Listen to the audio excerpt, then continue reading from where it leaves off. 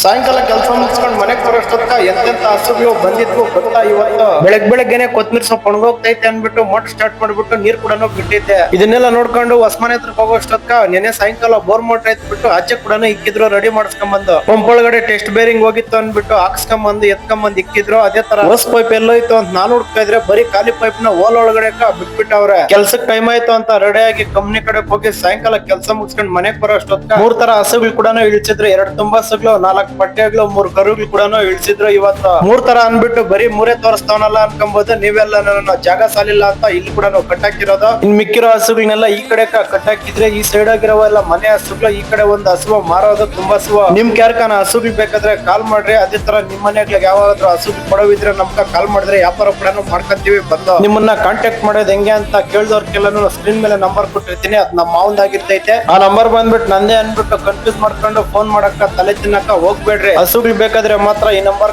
ಕಾಲ್ ಮಾಡ್ರಿ. ಅದೇ ತರ ಈ ಕಡೆ ನೋಡೋಷ್ಟೊತ್ತ ಒಣಲ್ಲಿ ಬರ್ಬೇಕು ಅಂತ ಹೇಳ್ಬಿಟ್ಟು ಮಜ್ಜಿಗೆ ಕೂಡ ಇಕ್ತಾ ಇದ್ರು. ಇವತ್ತು ಇದನ್ನೆಲ್ಲ ಮುಗಿಸ್ಕೊಂಡು ಮೋಟರ್ ಬಿಟ್ಟವ್ರ ಇಲ್ಲ ಅಂತ ನೋಡೋಣ ಅಂತ ಇದ್ರೆ ಕಾಂಕ್ರೀಟ್ ಆಗ್ತಾ ಇದ್ರು. ನಮ್ಮ ಹೊಸ ಮನೆ ಹತ್ರಕ್ಕ ಹೊಸ ರೋಡ್ ಕೂಡ ಆತ ಇತ್ತು. ಸಾಯಂಕಾಲ ಮಳೆ ಬಂದಿದ್ದಕ್ಕ ಪೇಪರ್ ಕೂಡ ಹೊಚ್ಚಿದ್ರು. ಕಾಂಕ್ರೀಟ್ ಯಾವ್ದೇ ತರ ಡ್ಯಾಮೇಜ್ ಆಗ್ಬಿಡ್ದು ಅಂದ್ಬಿಟ್ಟು ರೋಡ್ ಸರಿ ಸುಮಾರು ಒಂದ್ 10 ದಿನ ಮೇಲೆ ಕೂಡ ಆಗಿತ್ತು. ಜಲ್ಲಿ ಹಾಕ್ಬಿಟ್ಟು ಇವತ್ತು ಕೆಲಸದಿಂದ ಮನೆಗ್ ಬರೋಷ್ಟೊತ್ತ ರೋಡೇ ಮಾಡ್ಬಿಟ್ಟಿದ್ರು. ಸಾಯಂಕಾಲನೇ ಹಾಕಿರೋದು ಇನ್ನು ಆರಿಲ್ಲ ಅಂದ್ಬಿಟ್ಟು ಸ್ವಲ್ಪ ವೇಟ್ ಮಾಡ್ಬಿಟ್ಟು ಮಿಷಿನ್ ಕೂಡ ಹೊಡಿತಾ ಇದ್ರು ಫಿನಿಶಿಂಗ್ ಕೊಡೋದಕ್ಕ.